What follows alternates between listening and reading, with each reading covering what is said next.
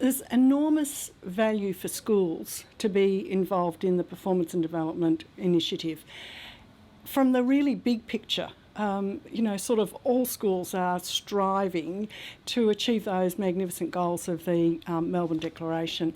You know, that idea of, even as a system, we're trying to get equity and excellence. We're trying to bring students through that are confident and creative learners, very successful, that are out there in our world. They're active and informed as citizens as well.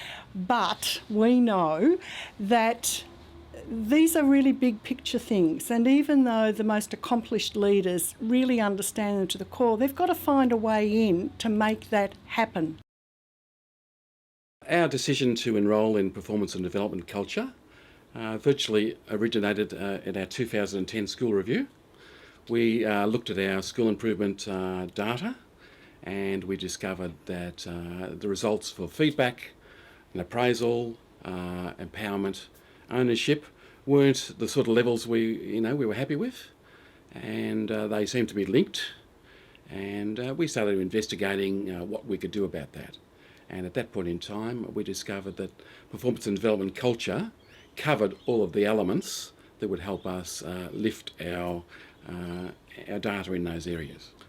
I think from the outset, we took a large team into the professional development offered by the Catholic Education Office. I think we took, Paul and myself, a couple of other leaders and a number of level coordinators, so a team of 7, so that we had more than one person hearing the story. The professional development offered at the Catholic Education Office we thought was outstanding. There were 4 sessions, spaced learning. We took the opportunity to replicate those sessions back at school, modify them obviously to meet our own needs, and we're working with a large group of people here, so we used the content, redeveloped the workshops, and then did a tag team in implementing those workshops over a period of time. I thought that was really good. And they had a bit of ownership too. Absolutely. Because we had the focus groups, they helped us devise lots of parts of the plans, they helped us devise, so there were lots of things that they had there, and they felt they owned some of it, which was really important too. And that I really think in hindsight now is the most critical component, is the ownership. It's a large school, we tend to sort of lead from the top a bit here, and this was a good opportunity for us to revise our structures and allow for a bit of buy-in, and I think that's really why we've been so successful. And also the time. I think we made a deliberate effort to make sure that we took time letting them understand the concepts behind it as well. That journey at the beginning was quite, that unknown journey, so having that opportunity to scaffold our learning was fantastic. And I given think a lot of time. And I also think a lot of people were a little bit anxious to start with. What was expected? How are we going to do all of this? It seemed so overwhelming, but I think the leadership really structured our journey so well that once we actually got into it, the journey was actually not as daunting as we, when first presented. No, and it's like any journey. Yeah. It's always a bit daunting at the beginning. And, initially we were all a little bit hesitant about what was going to be happening, but as we've gone on and our professional dialogues improved and also support with each other, so when people come through to our classrooms, I've found there's been that real support, even though some of it may not always be positive. Yeah, and look, I think that takes time. Because you've got to develop a trust relationship between your staff members.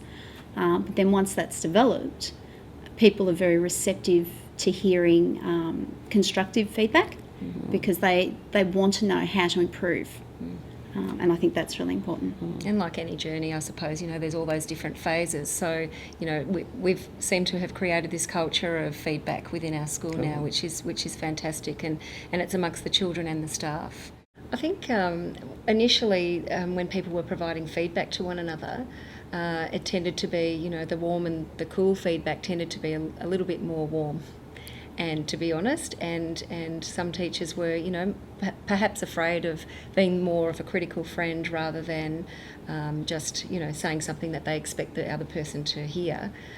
So that's been quite a culture change for people, to be able to say what it is that they really feel about that person, to actually better their journey and to provide more coolish feedback which can actually better them in their teaching. The things that surprised us most was really the teachers' response to the peer obs, and the peer obs were really a very new thing for them. and also the walkthrough. So there were a couple of things that they responded very well to, and their plans. Their plans, Tom, in the ARM meeting, their plans were outstanding. Yeah. Another way the culture of the school supports us really is through peer observation. That provides us with a chance to actually see each other in action. And although Lucy's a graduate and learning a huge amount, we're all learners, and From each other. that's been very much promoted at the school, that we're all here to actually improve our skills in our teaching. That's right. That We had a chance to go into each other's classrooms and view teaching methods and provide positive feedback and also room for improvement as well. And that was a really important huge thing. Well, some of the achievements would include induction processes. That's been a positive. We've done a lot of work on multiple sources of feedback, looking at, we do a lot of testing at St Louis, we do a lot of surveying, and that data has proved to be really rich for teachers with their customised individual teacher learning plan. Helps set priorities, helps set goals, provides one of the sources of feedback they need to present when they come for annual review meeting. I think goal setting has improved the quality of my teaching in that I'm more explicit, because my goals are very explicit. I know what I want to learn, and I know what I have to do to get there, and when I go into the classroom I know what I want the kids to learn, and I will help them achieve it. I think the structure for the actual setup of the goals was quite good. Knowing that you had your annual action plan, which you can be a part of. The development of. You take your goals from there, and then the goals actually form the basis for your peer observations and your lesson studies and so on. So, in that way, it was a great progression. We've had a lot of discussions about the quality of the feedback. So the reality is we're looking at a coaching mentoring model. We'd like to appoint an external consultant to work with the school as a coach. So to come in and work with the leaders, to come in and work with teams, just to skill us all up. And to provide the constructive feedback that's going to be able, because at the end of the day we want the children's outcomes to improve, and how that's going to happen is with constructive feedback. Performance and development gives schools the potential to develop enormous capacity for ensuring that they get high quality teaching to get those high student outcomes.